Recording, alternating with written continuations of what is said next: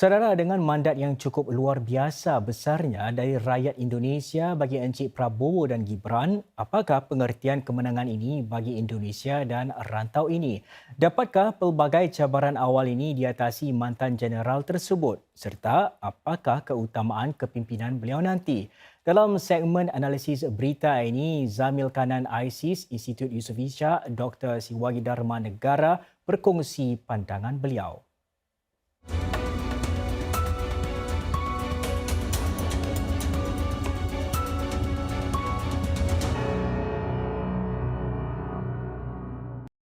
Memang terlihat cukup jauh margin kemenangan dari Pak Prabowo dan Gibran Raka Buming Raka.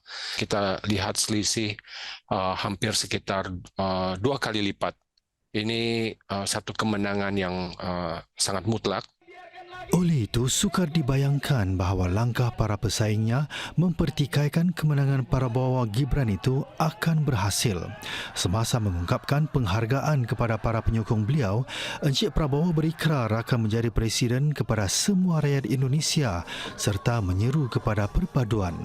Selain menenangkan hati pengundi yang tidak memilih beliau, Encik Prabowo juga perlu merangkul parti-parti politik yang sebelum ini menyokong dua gandingan lain yang menjadi pesaingnya.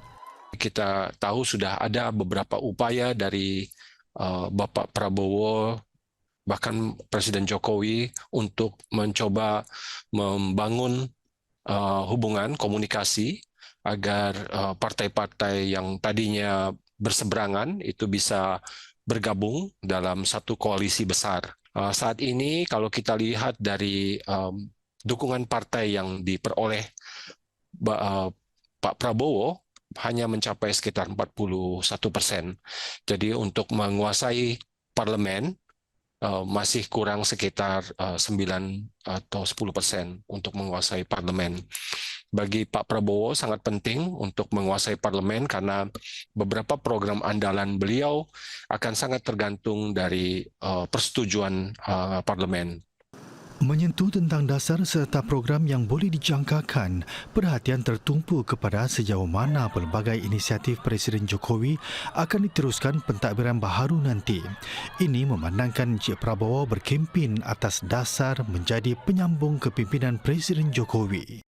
Saya pikir ini tidak hanya sekadar kiat untuk mendapatkan pemilih, karena kita tahu bahwa banyak program-program kebijakan Presiden Jokowi sangat disukai oleh masyarakat, sangat diterima oleh masyarakat. Jadi saya pikir Pak Prabowo tidak akan semudah itu mengubah program-program kebijakan yang populer di masyarakat. Namun tambah Dr. Siwagi, ini tidak bermakna kepimpinan Encik Prabowo nantinya akan terus dibayangi Encik Jokowi.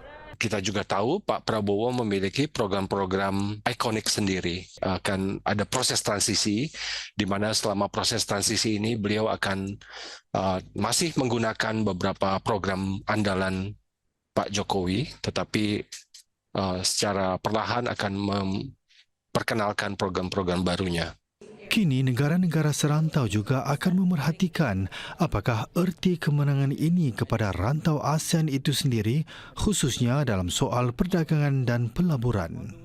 Di sinilah kenegarawanan diperlukan. Apakah Pak Prabowo bisa memprioritaskan kepentingan ASEAN, karena akan ada semacam spillover effect apabila Indonesia bisa meningkatkan pertumbuhan di dalam negeri, tentunya akan banyak mungkin semacam keterkaitan dengan investasi dari negara-negara ASEAN yang lain. Mungkin tidak ada lagi kebakaran hutan atau pembakaran lahan yang mengakibatkan emisi karbon yang juga merugikan banyak pihak, ya, tidak hanya Indonesia tetapi juga negara-negara lain di ASEAN. Itu mungkin yang akan kita lihat komitmen dari Presiden Prabowo dalam menjaga kualitas lingkungan.